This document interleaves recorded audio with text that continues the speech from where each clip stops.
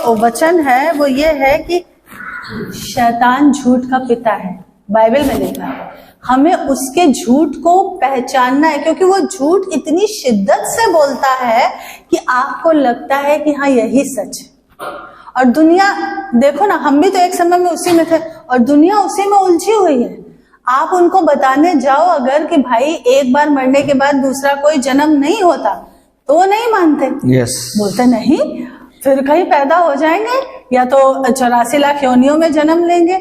आप उनको बोलो कि भैया जब वो सृष्टिकर्ता परमेश्वर, जो भी आप उसको नाम देते हो, चलो यीशु को अलग रखो, अगर जो भी आप उसको नाम देते हो वो परमेश्वर अगर आपका पिता है, तो कौन सा पिता चाहेगा अपने बच्चे के लिए कि आज तो गधा बन, कल तो घोड़ा बन, फिर तो सांप बन, फिर तो बकरी बन। ये क्या है 84 लाख योनि? ऐसे थोड़ी करता है पर कोई भी पिता। यीशु तो वचन में कहते हैं जब तुम बुरे होकर अच्छी चीजें देना जानते हो, तो कैसे तुम्हारा पिता तुमको गधा घोड़ा कुत्ता ऐसी योनियों से गुजारता है? लेकिन वो शैतान के उस झूठ में उलझे हुए, उनको समझ नहीं आता वचन की सच्ची बातें। तो हमें और ज्यादा, और ऐसा नहीं कि विश्वासियों को नहीं फंसाता है, तो हमें उसके झूठ को समझना है और जो उसके स्ट्रॉन्ग होल्ड है उनको तोड़ना है। कुछ लोगों तक हमने बीते दिनों बहुत काम, अभी भी काम जारी है और काम आप भी जारी रखिए। हमने वचन बताया, जाके किसी ने बताया, हम उनके पास गए, हमने उनके लिए प्रेयर करी, उनकी चंगाई के लिए प्रेयर करी, उनको गॉस्पेल सुनाया, उनको वचन बताया। स्ट्रॉन्ग होल्ड में बता रही हूँ कैसे होते हैं। उन्होंने क्या बोला, जब ये ठीक हो जाए तो मैं चर्च आऊं। अरे ठीक हो जाए नहीं, ये है हॉस्पिटल, ये यहाँ मसीह की सामर्थ बहती है। हमारी बाइबल में तो जो खाट पे पड़ा हुआ व्यक्ति था उसको उसके 4 दोस्त उठा के लाए थे और छत भी तोड़ डाली थी और अंदर यीशु के सामने कर दिया था। तो जब तुम उसके भवन में कैसे भी आओ, ऑटो करके आओ, रिक्शा करके आओ, लोगों को साथ लेके आओ, किसी तरह चल नहीं सकते तो लाद फांद के आओ, पर वो दुनिया में कैसे बैरी ने फंदे डाल रखे हैं। स्ट्रॉन्ग होल्ड हम सीख रहे हैं। स्ट्रॉन्ग होल्ड क्या है? झूठ के स्ट्रॉन्ग होल्ड, शैतान के। कि वो कह रहे हैं ठीक हो जाए फिर चर्च आए, वो होने नहीं देगा। शैतान घर पे रह के, इसीलिए तो संगति क्यों जरूरी, क्योंकि यहाँ सामर्थ, ये पेट्रोल पंप है, हमारा आत्मिक पेट्रोल पंप है। पूरा हफ्ते के लिए हम यहाँ से पेट्रोल लेके जाते हैं और दौड़ते हैं पूरे हफ्ते, फिर भरते हैं, फिर दौड़ते हैं, फ्यूल लेके जाते हैं हम यहाँ से, स्पिरिचुअल फ्यूल लेके जाते हैं, फिर बढ़ते हैं, है ना।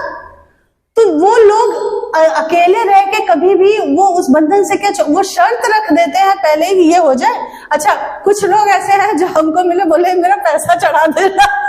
मैंने कहा बाबा अपना पैसा अपने पास रखो, ये वो चीजें नहीं है, वो रीति रिवाज नहीं है कि मेरा पैसा चढ़ा देना। मैंने कहा तुम खुद आओ, खुद चढ़ाओ अपना दिल, अपना जीवन उसकी वेदी पे चढ़ाओ। वो चाहता है। धन के कमाने की सामर्थ्य देने वाला तो वही है। तो स्ट्रॉन्ग होल्ड क्या है? धोखे पर बनी हुई एक विचारधारा। वो है पकड़। स्ट्रॉन्ग होल्ड को हिंदी में क्या कहते हैं? मजबूत गढ़। वो किले, वो गढ़ जो उसने बना लिए हैं, वो मजबूत गढ़। आमीन। हर एक का अपना अपना स्ट्रॉन्ग होल्ड होता है। जैसे कोई व्यक्ति अगर दुष्टात्मा ग्रस्त है, अब वो एक बार कलीसिया आया या किसी ने जाके उसके लिए प्रार्थना करी, दुष्टात्मा निकाल दी, अब उसके विचार तो तुरंत नहीं बदले।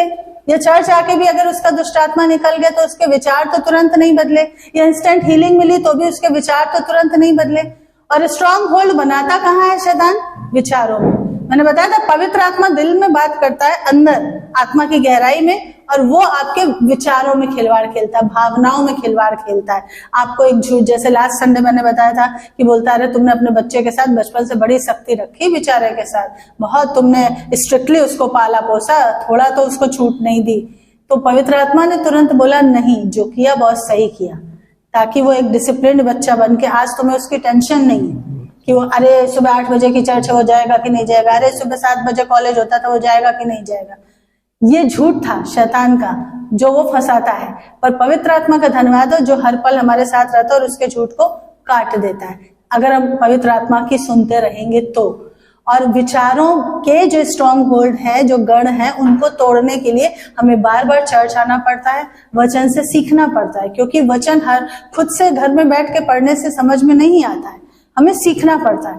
तो ये है शैतान के झूठ। जैसे फॉर एग्जाम्पल हम में से हर एक को उसने कोई ना कोई झूठ दे रखा है, जो हम जब कलीसिया में आते तब वचन सुन सुन के हमारी बुद्धि खुलती है और वो टूटते हैं, वो झूठ के गढ़।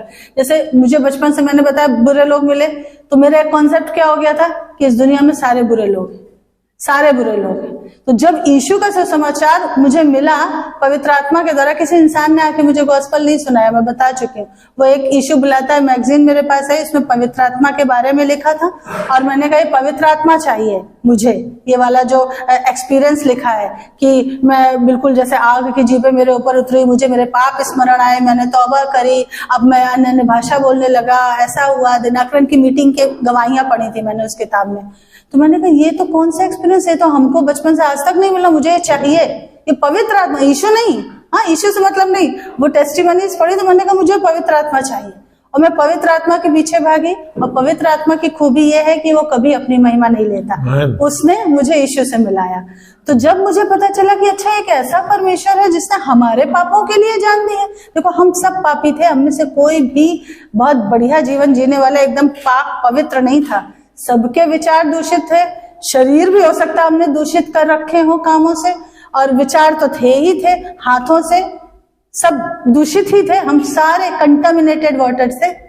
और हमको उस दूषित विचार वाले, उस दूषित काम वाले व्यक्ति को यीशु ने चुना, हमको और आपको। अब जब ये वचन मेरे पास आया तो मुझे विश्वास ही नहीं हुआ, क्योंकि मेरे दिमाग में ये स्ट्रॉन्ग होल्ड था कि कोई भी अच्छा नहीं है, क्योंकि हम जिनको पूजते थे वो भी हमसे ही श्रम करवाते थे, ऐसा कर दोगे तो ऐसा हो जाए। मेरी मम्मी एक शुक्रवार का उपवास रखती थी और उसमें यह था कि खट्टा खाना मना है, और उसमें क्या लड़कों को बुला के खिलाया जाता था। तो मुझे ड्यूटी लगती थी मोहल्ले के जो भैया लोग हैं उनको बुलाओ, तो कुछ आंटी लोग बोलती थी नहीं भाई हम इसकी जिम्मेदारी नहीं लेते, अगर इसने कहीं खट्टा खा लिया तो शाप तो आपकी मम्मी के ऊपर आ जाएगा, तो वो नहीं भेजती थी अपने बच्चों को। और कुछ भेजती थी तो उनको 10 बार मम्मी समझा के भेजती थी जाते समय, बेटा खट्टा नहीं खाना, खट्टा नहीं खाना।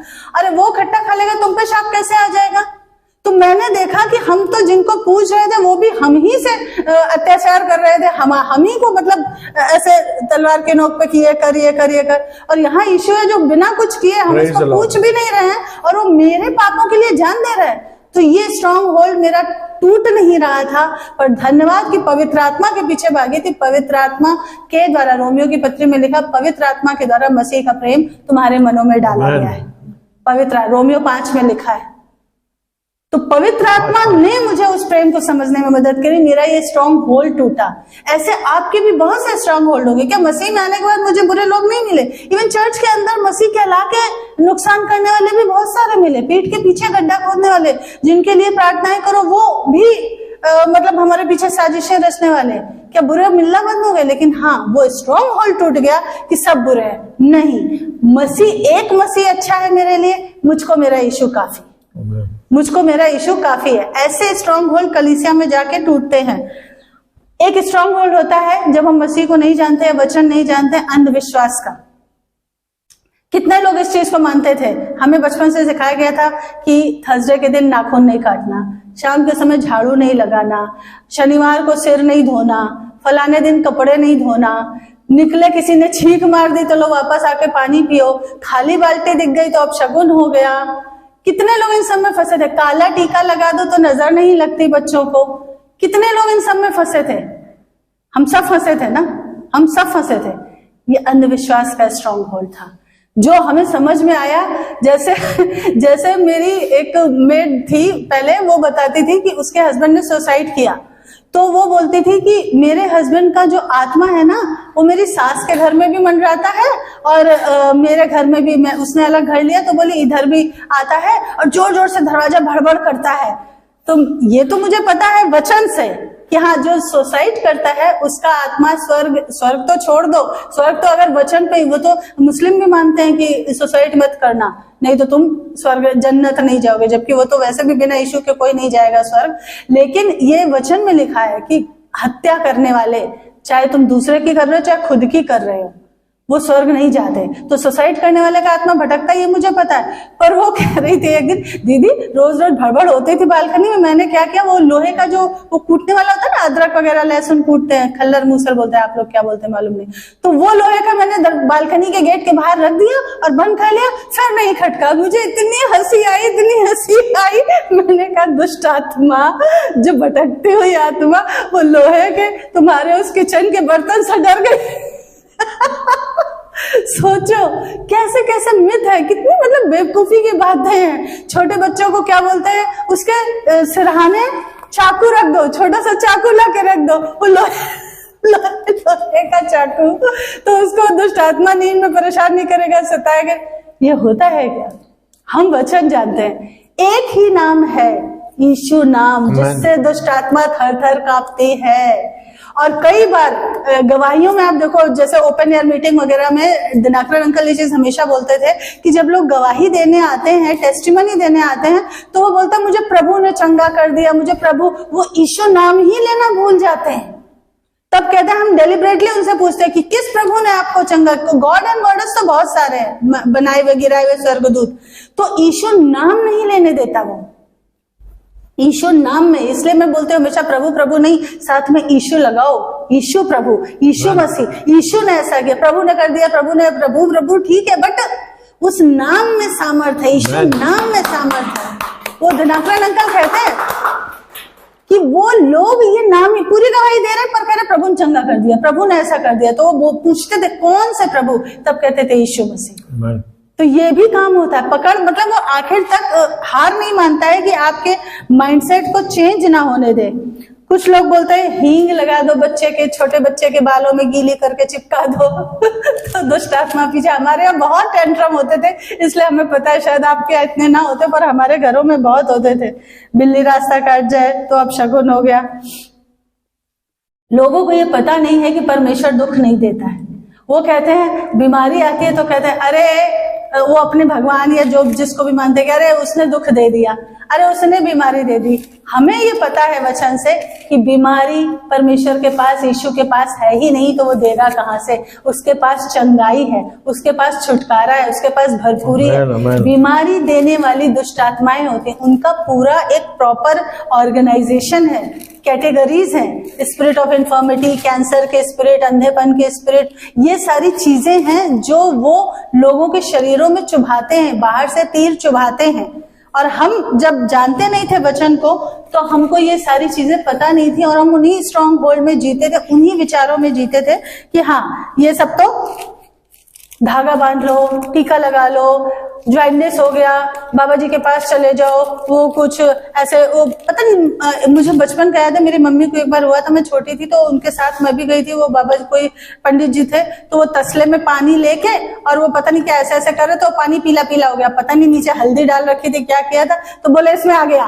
उसमें कुछ फूल पड़े थे और चावल थे, और उसमें वो कह रहे तुम्हारा जो पीलिया, पीलिया बोलते हैं आप लोग, ज्वाइंटिस को क्या बोलते हैं मराठी में? हाँ, तो वो इसमें आ गया। तो ये सब चीजें मैंने बचपन से देखी। और वो फिर कुछ खाने को देते थे, इसको केले के साथ खा लेना, इसको ऐसा। कभी मत करना ये सब चीजें, कभी मत करना।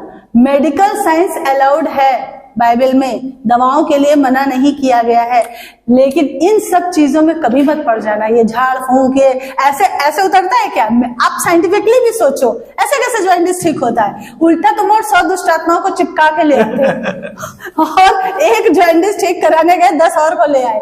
क्यों? क्योंकि हमें ये चीजें पता ही नहीं थी। हमारे वचन कहता है होशे 4:6 में कि मेरे ज्ञान के ना होने से मेरी प्रजा नष्ट हो गई।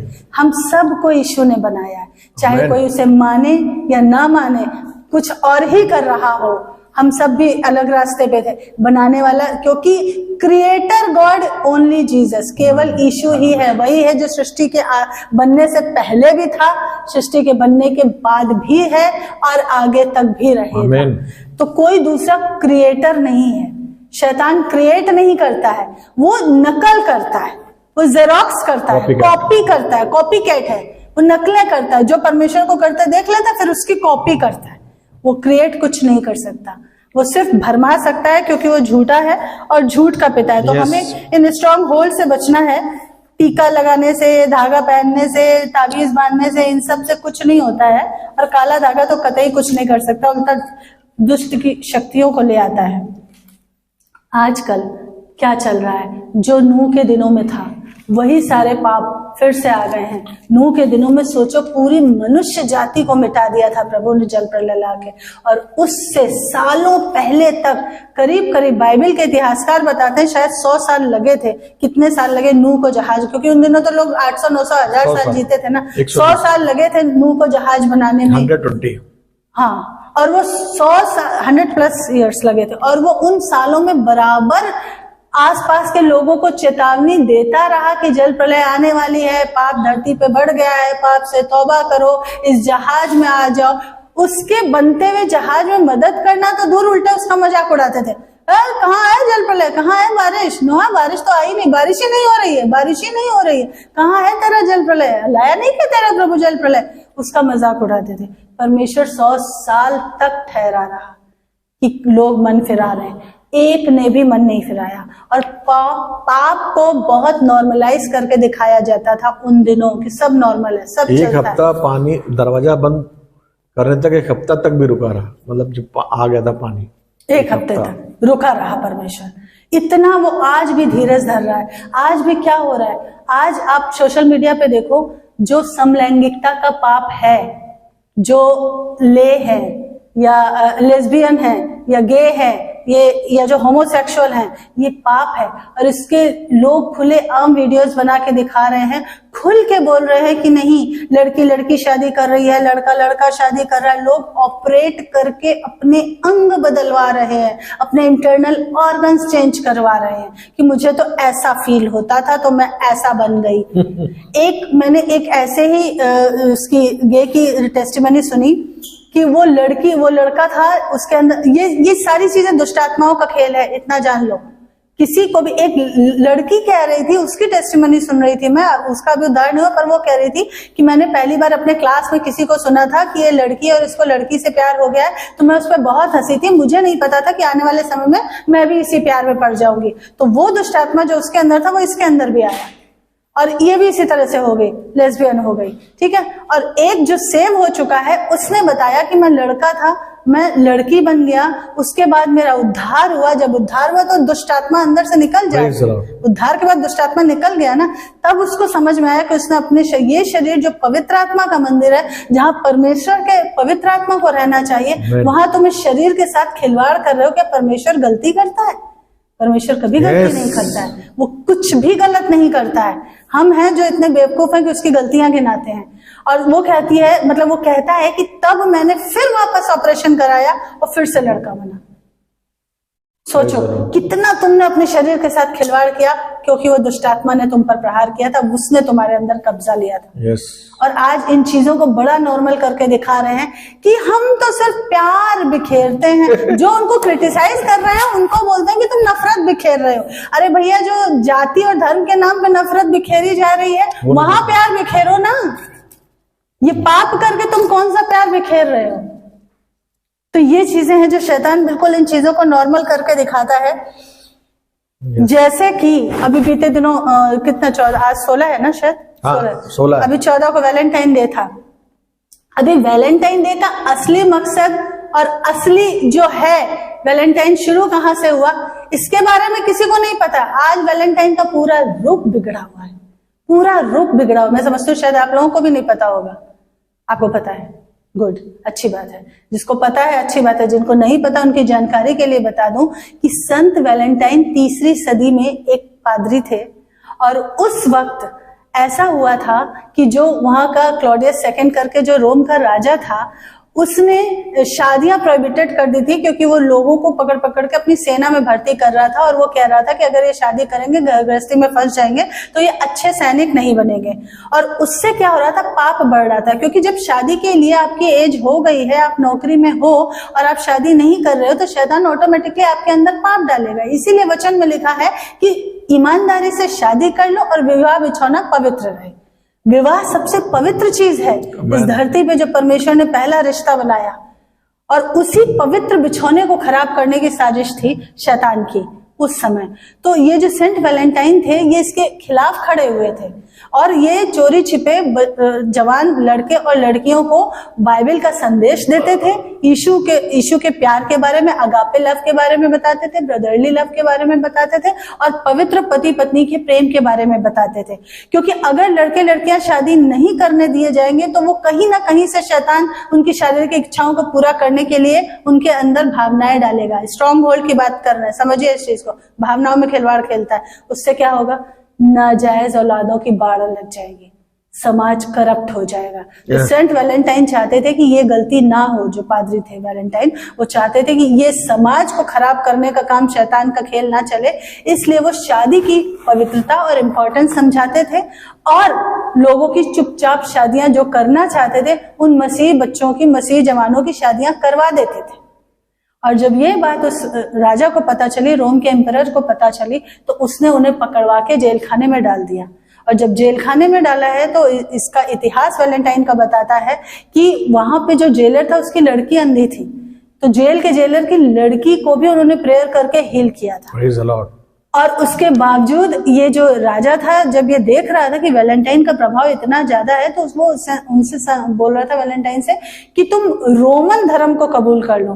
तो उन्होंने कहा मैं अपने यीशु को नहीं छोड़ने का, और इसकी वजह से 14 फरवरी को उनको मरवा दिया गया था। और उसके बाद फिर 16वीं 17वीं सदी में आके, मतलब ये किसी ने उनकी याद में ये दिन, जिस दिन उनको एक शहीद की तरह मरवा दिया गया, उनका गर्दन काट दी गई, उस दिन किसी ने इस दिन को पहली बार ऐसा मनाया था कि जो शादीशुदा जोड़े हैं, जो लोग शादी करना चाहते हैं, वो मिलके एक दूसरे को फूल या मिठाई या चॉकलेट कुछ गिफ्ट करें। उस पवित्र बात का रूप करप्ट होते होते आज क्या हो गया है? गर्लफ्रेंड बॉयफ्रेंड, जिसके कि संत वैलेंटाइन बिल्कुल खिलाफ थे। गर्लफ्रेंड बॉयफ्रेंड कल्चर के वो बिल्कुल खिलाफ थे। वो कहते थे सीधे सीधे शादी करो, पवित्रता में जियो।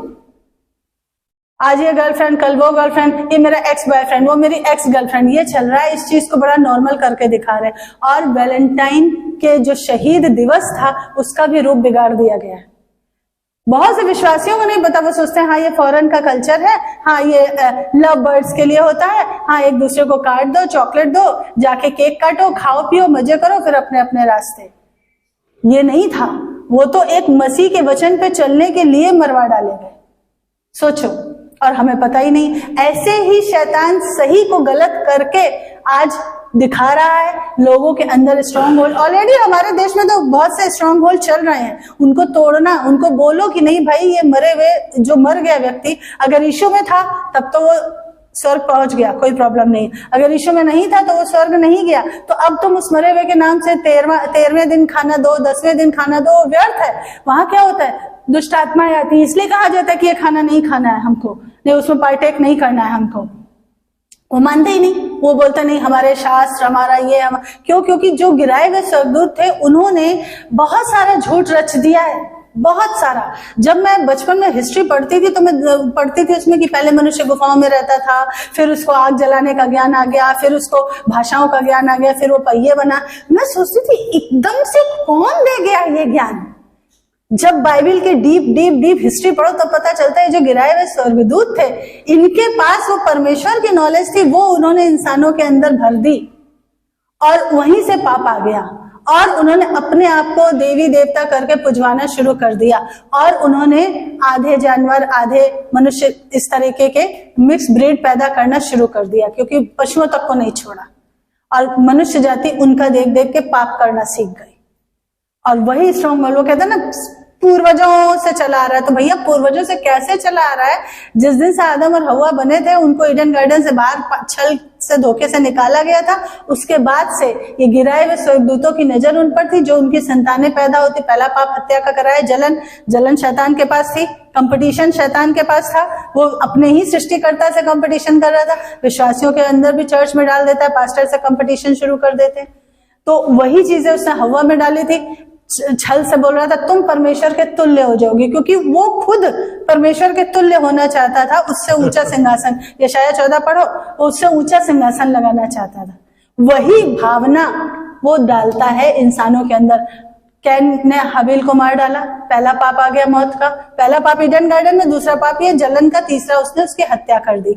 और इस तरीके से फिर उत्पत्ति का 6वां चैप्टर पढ़ो, जेनेसिस 6 चैप्टर में आते आते पृथ्वी को पूरा करप्ट कर दिया था। स्टार्टिंग में ही कुछ ही पीढ़ी, आदम की कुछ ही पीढ़ी के बाद पृथ्वी करप्ट हो चुकी थी।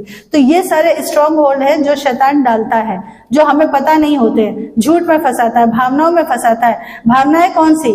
घमंड की, नफरत की, बदला लेने की भावना। हत्या क्यों होती है? कई लोग तो बदला लेने के लिए, कई लोग। और एक चीज जो पवित्र आत्मा के लास्ट टाइम बताया था पिछले संडे, पवित्र आत्मा के फल के बिना, विवाह के वस्त्र वाला जो टॉपिक लास्ट संडे बताया था ना, आप पवित्र आत्मा के फल के बिना आप हेवन नहीं जा सकते।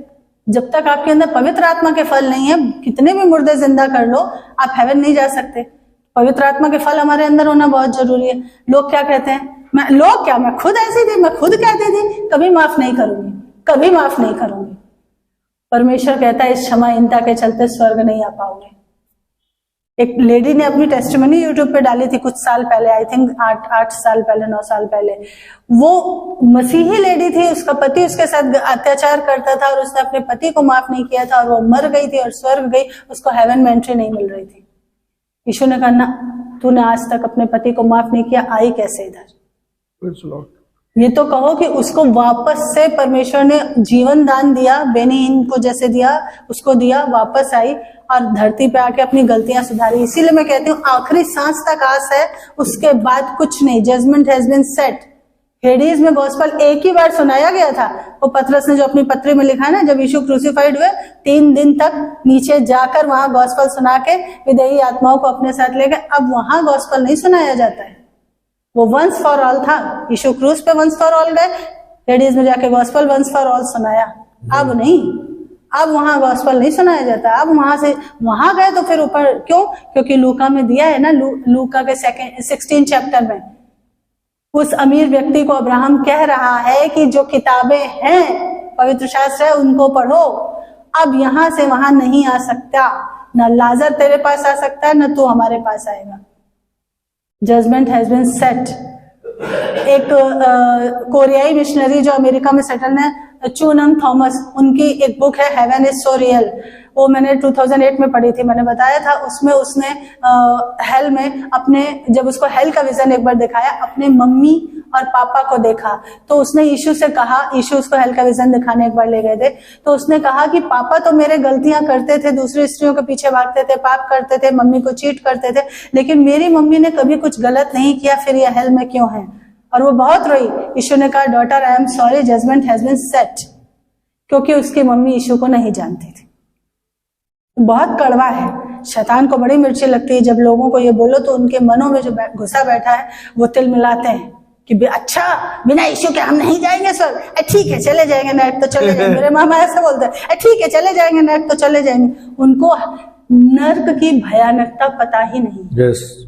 हो गया तुम्हारा ही यीशु एक सच है, इतने सब झूठे हैं। क्यों? क्योंकि उसने स्ट्रॉन्ग होल्ड बना दिए। मनुष्य की पीढ़ियां जैसे जैसे पृथ्वी पे बढ़ रही थी, उसी समय उन्होंने अपने आप को देवी देवता करके प्रकट कर दिया और मनुष्यों के मनों को भरमा दिया। हमें ये स्ट्रॉन्ग होल्ड तोड़ने के लिए बहुत बहुत बहुत प्रेयर करनी है, क्योंकि वो चाहता है शैतान के बहुतों को झूठ में फंसा के नर्क में ले जाए।